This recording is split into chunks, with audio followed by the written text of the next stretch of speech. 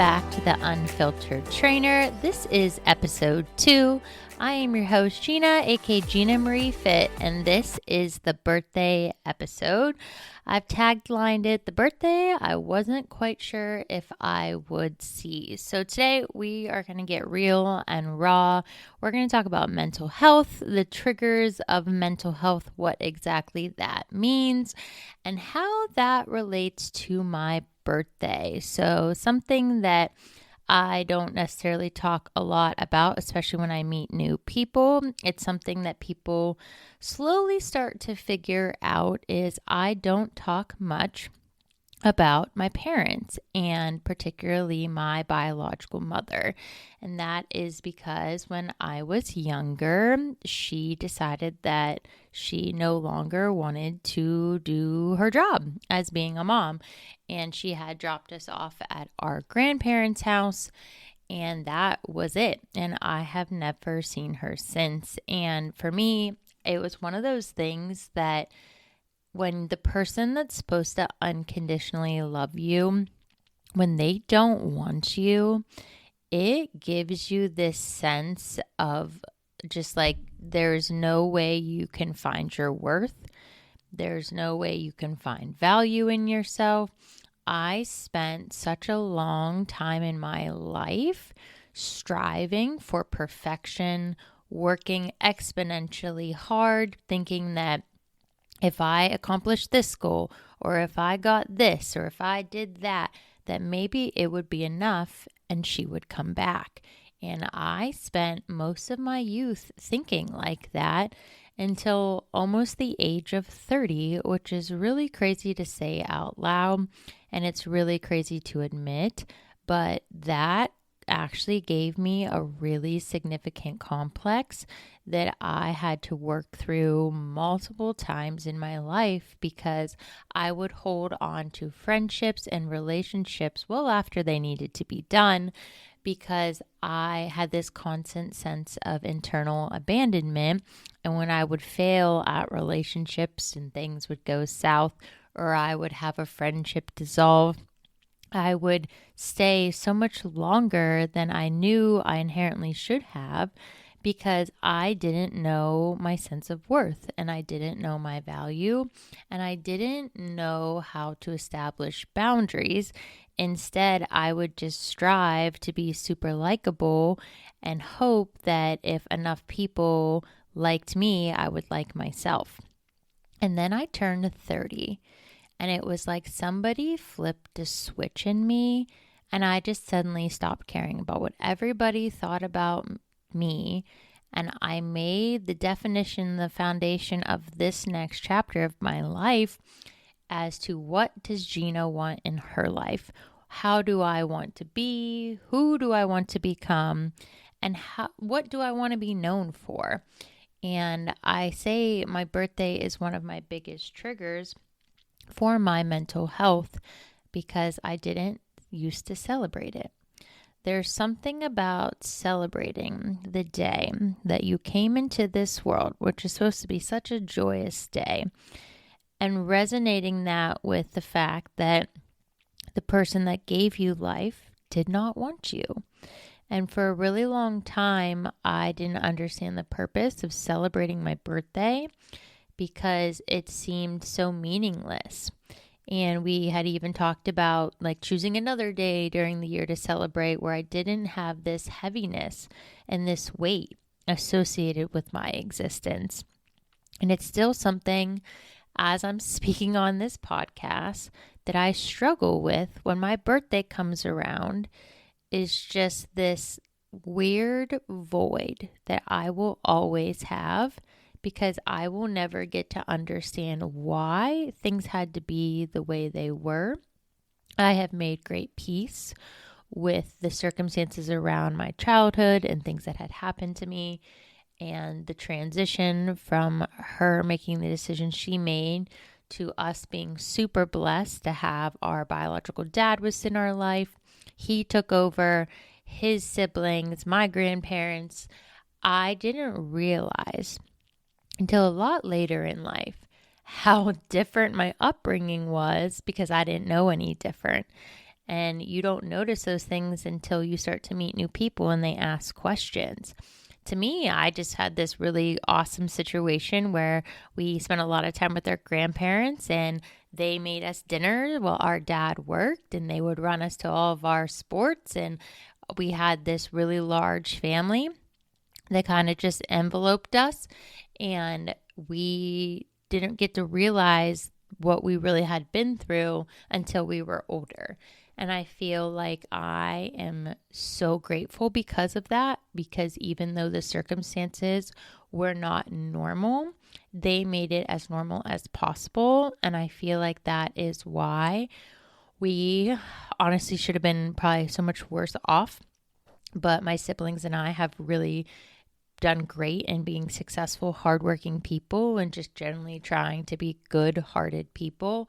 And I feel like a lot of that has to do with how blessed we were for the people in our life. And I can say that as I am closing in on another birthday, there's one thing that I've never been able to understand, yet I have so much gratitude for, and that is the fact that I am always blessed with incredible people that I am surrounded by. And I always say, God, universe, whatever is above us, I don't know what I did to deserve this, but I always strive to be the best version of myself I can be, to do the most I can, because I always want to remain in that sense of gratitude and continue to have these circumstances, these friendships, these relationships, these opportunities by just inherently focusing on being in a state of gratitude and always striving to be the best version of myself,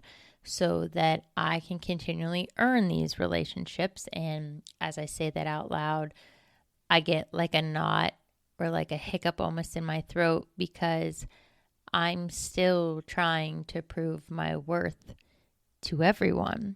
Because in my head, when people give up on me or when I fail at something, it somehow is an inherent thing that it is resonating back to, oh, because you're not good enough, or oh, you're not worthy enough. And then you go through that weird cycle. And that's why today I wanted to talk about triggers. And the word trigger is something that I didn't quite understand until I went through therapy. And triggers are things that cause traumatic responses in our psyche and in our body and in our life. They're easy to identify, but they're honestly difficult to explain because they're individual experiences. So my two biggest triggers in my life are my birthday and my existence. And my second biggest trigger is the certain time of the year when my entire world fell apart. And that is actually a big reason why I titled this episode, The Birthday I Didn't Think I Would Make, because in July, I went through one of my lowest times. I don't remember being that sad and depressed since the passing of my grandfather, my father, and my best friend. They all passed away in a very short period of time, and it occurred in August, September, and December. And so when my grandfather passed away, he passed away from a brainstem stroke, and it was super unexpected. And then my father died a month later, out of the blue. And when I got that phone call about my father's passing, it wasn't from a family member like you would hope it would be from. It was from the police, because my neighbor had noticed that my dad's truck hadn't moved all day. And so she went over to check on him, and she found him. And he had literally dropped dead in his home. And there was no reviving him. They could not save him. And so when I got that phone call, it had been a month after our grandfather had just passed. I, at the time, was living in Maryland, and my father was still in Pennsylvania. And so I pretty much lost it on the phone. I knew the cop that had called me. He was an ex-boyfriend's best friend. And so he knew whose house he was standing in. He knew it was me. And so by the chain of command of working together, they got my information and called me. And then I had to call my family because I was 6 hours away to identify him.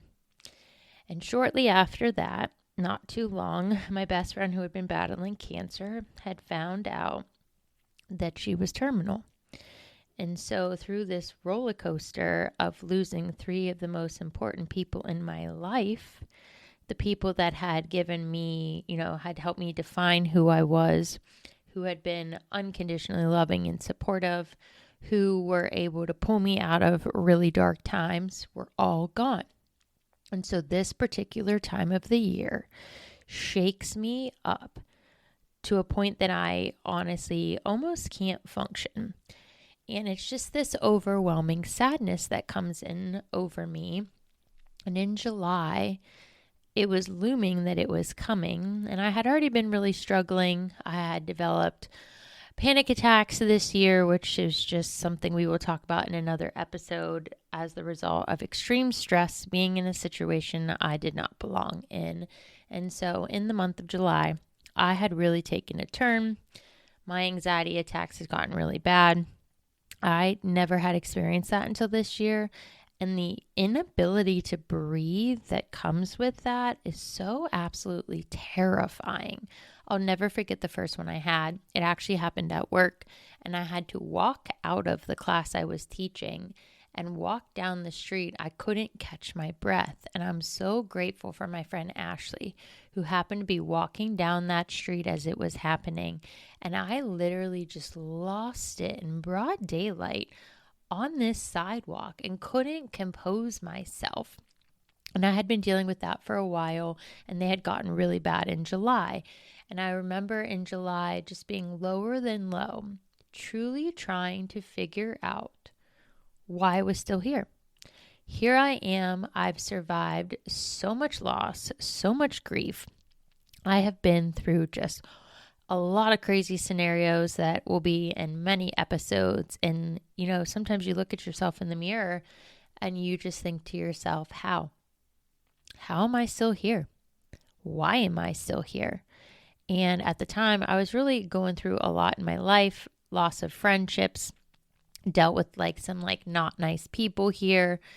Between that, my deteriorating mental health, and then I had a really extreme toxic work environment, which is going to be a whole series, honestly, because the toxic work experiences I have had in Tampa take the cake. There are things that I never could have imagined dealing with, being treated. This has been an extreme year of growth. And it's been the biggest roller coaster I've had in a really long time. And so all year it had just been this up, down, but drastic highs, drastic lows. And then at the height of my anxiety in July, I couldn't see the point of being here anymore. And I just look back on that time, and it was such a dark time. And I'm not the type to let people know when I'm struggling. And so I put on the best face I could. I wasn't the best, to be quite honest. I did the best I could, but it was this really minimalized version of who I am. And that was July. And every single day I truly was just fighting for my existence. And then came the months of August and September. And those anniversaries felt like the weight of the world was just truly coming down on me. I could not breathe anymore. And I realized, even though you go through therapy and you learn so much in therapy, there's still work to be done. And so the premise of today's episode is to talk about triggers and symptoms and how you recognize them and what you do. And so for me, thanks to a therapist, my two main triggers we identified were the abandonment issues and the death adversaries, as I called them. Something that a lot of people don't know is that our brain encodes traumatic memories differently. They live right outside of your conscious memory. And they're things that you carry with you always. And if you don't take the necessary steps to overcome those circumstances and situations and work through them, they can be detrimental to your existence. And so something that's really important is learning to identify the symptoms of a trigger response. And so things that I have noticed that are super important, especially if you are going through a series of grief or loss or confusion in your own life right now. For me, it was the feeling of reliving that traumatic experience. And every time when that period of the year comes around, I have these flashbacks of these moments of picking up the phone call and yelling at the cop. And when I realized that this was really happening, I remember just dropping everything I was doing. I grabbed my keys, didn't even pack a bag, and I just drove home. And I have these little memories of my little brother being in college and my cousins having to go get him, and seeing him when I turned that corner when I entered my grandparents' house, and seeing what that was like to see, knowing that it was just us now. There's just the three of our siblings, and we didn't have parents anymore, and we still had a whole life ahead of us. And it was just going to be us. And so feeling like you're reliving that traumatic experience is one of the biggest things, one of the biggest symptoms of having a trigger response. The second thing I've noticed, if you're having issues or struggling with grief, is that strong, uncomfortable emotional reactions. That is how I deem those feelings. It's not like, oh, I feel sad today. Oh, I'm anxious. No, it's like deep-seated, extreme emotional reactions. It can lead to panic. It can lead to overwhelm. It can lead to withdrawal, and you can become incredibly defensive. And for me, those last two can define my months of July and August and September.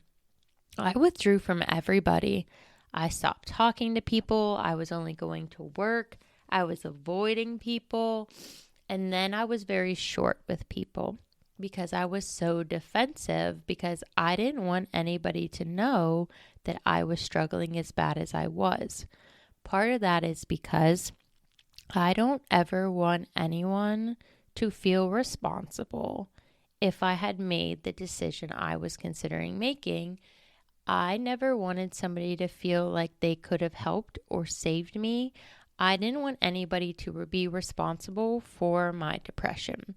And so during that time frame, I was not my best self.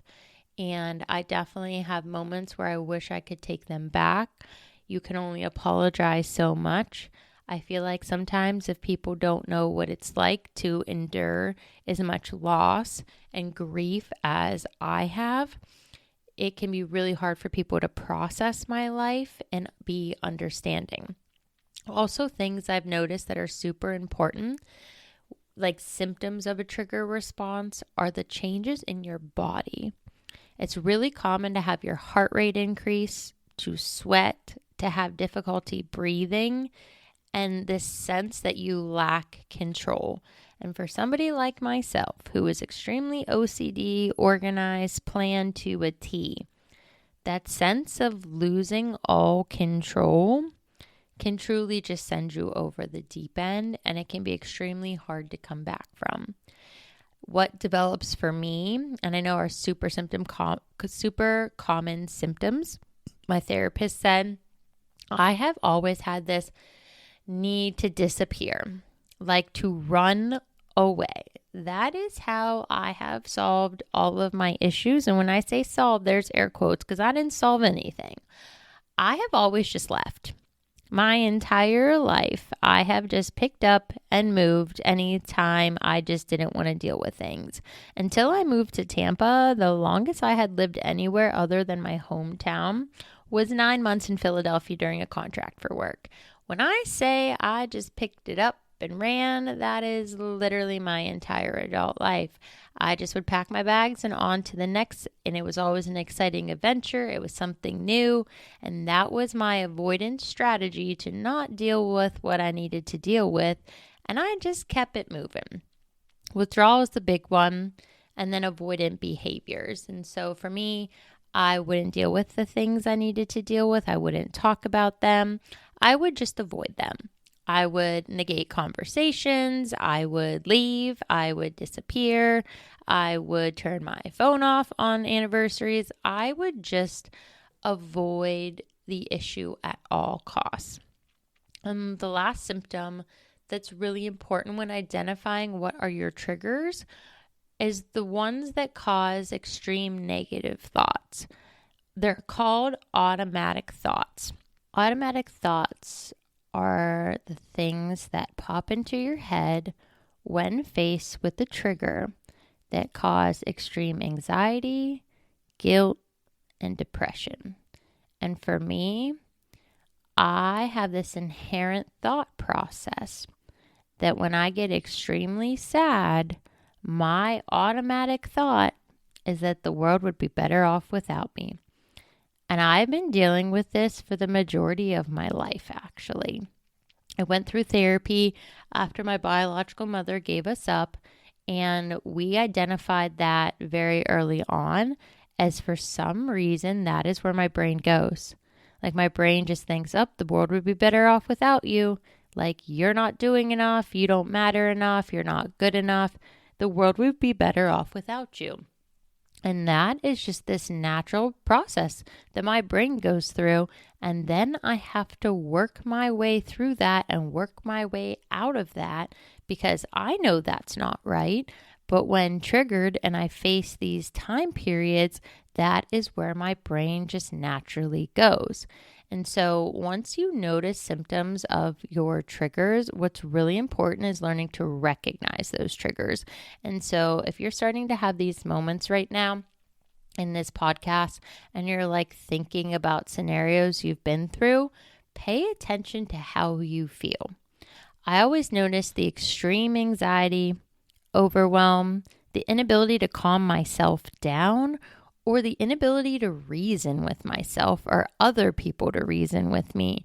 Those are scenarios that can be identified as your triggers. And something that's really important is to listen to yourself when you can't let go of something. When you can't shake your thoughts about something, you are being triggered. And those are super important things that you should be writing down, seeking to identify, work through, and get help. Because those thoughts can completely deter and be detrimental to your existence because you will believe them. And once you start believing things like that, things can go awry very fast. So how do you understand and deal with this? This has been heavy. We've identified what a trigger is. We've talked about the symptoms. We've talked about how to recognize them, but how do you understand and deal with them? Something that was really important for me was that there's no cure. There is no solution. There's no way to just stop them. It's something that you truly have to identify what they are, understand the inherent reasoning behind why they're triggering you. Why are those moments so important that they have this lasting impact on you? And then you have to learn how to manage them. For me, therapy was awesome because it was an unbiased opinion. They didn't know anybody in the story I'm sharing, and they were able to provide me with a lot of really good feedback and how to identify all of these things I've shared with you today into understanding. What was key for me is that awareness plus mindfulness will be how to understand these.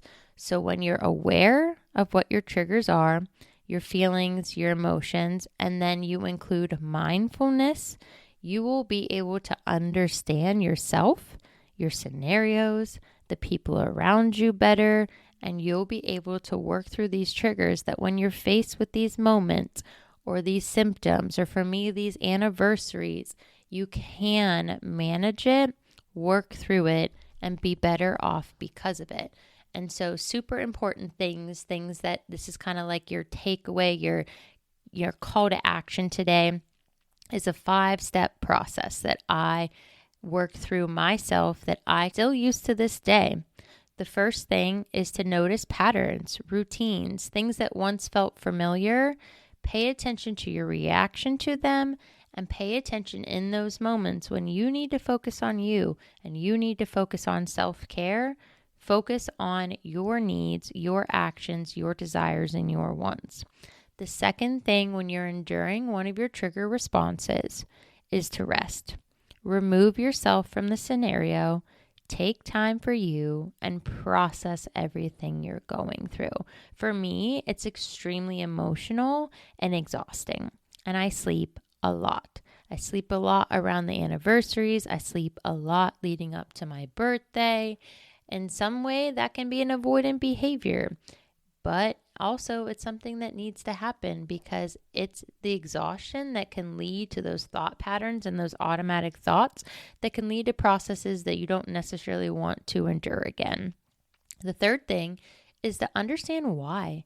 Acknowledge the importance of what is occurring. For me, those are some of the most important people in my life. And for my birthday, that was a huge path in my life that defined a lot of who I am and a lot of the reasons why I am who I am. Because when you know what it feels like to feel that low and worthless, you strive to make everyone in your life feel loved and supported and celebrated and honored because you know how low you felt.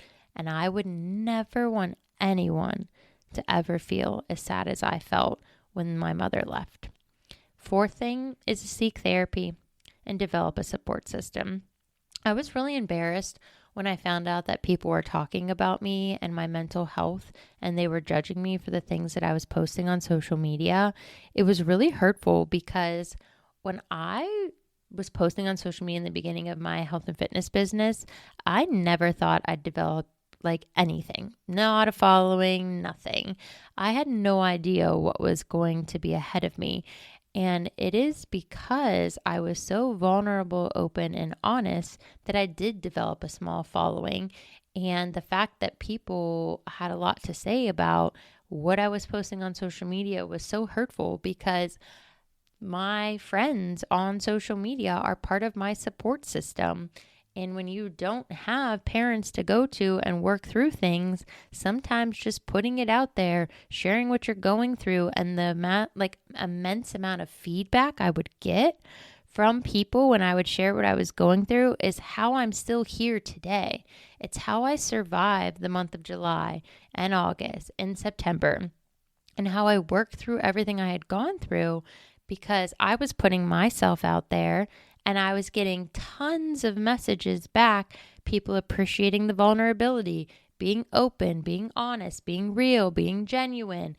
And then it helped me to overcome the fact that I was so fixated on these people talking about me because I thought they were my friends, that I realized that true friendships are understanding. And they are willing to work with you as you work through things. And so the fifth thing that I encourage you to do, that I am learning right now in my own life, is the importance of simply taking care of you. I know that sounds cheesy. I know that sounds cliche. But believe me when I say the best thing you could ever do is take care of you. And sometimes that might mean removing yourself from toxic circumstances. It might mean you unfollow certain people. There's nothing better you can do for yourself and your mental health than you define your needs and you take care of you. Your brain is trying to protect you from further trauma. It's trying to aid in your recovery always. So take these steps as learning tools and resources that when faced with scenarios like these, when you have these extreme emotional responses, you'll be able to identify them and then develop that appropriate support system. And don't be ashamed if that includes therapy. There's nothing better than having an intact support system who understands what you've gone through and isn't going to judge you because of it. And I promise you, there are good people out there who, when you put yourself out there and share your truth, they're going to be nothing but supportive. They're not going to judge you. They're not going to talk about you. My favorite quote and the words I live by are that no one who is doing more than you will ever talk about you. It's always the people doing less because they have the time. So don't be afraid to share your truth, to put yourself out there. Know you are in great company. And if you ever share your truth on social media, tag me, tag the Unfiltered Trainer. I will gladly shout it from the rooftop and be there to support you, because I can promise you, looking back on all of these years and everything I have been through, I'm so grateful I am still here.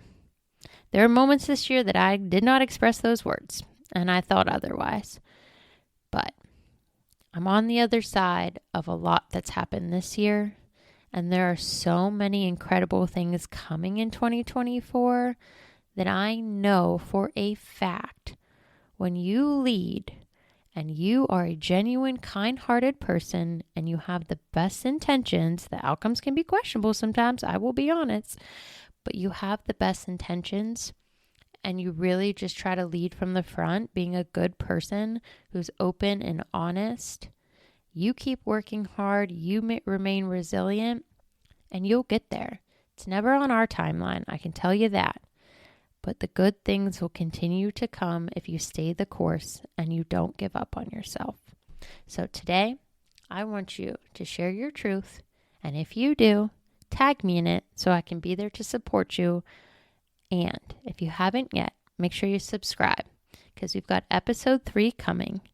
But first, I'm going to go celebrate my birthday because I survived a year that almost broke me. And if you've been there too, I know we are so close to being on the other side of all of this.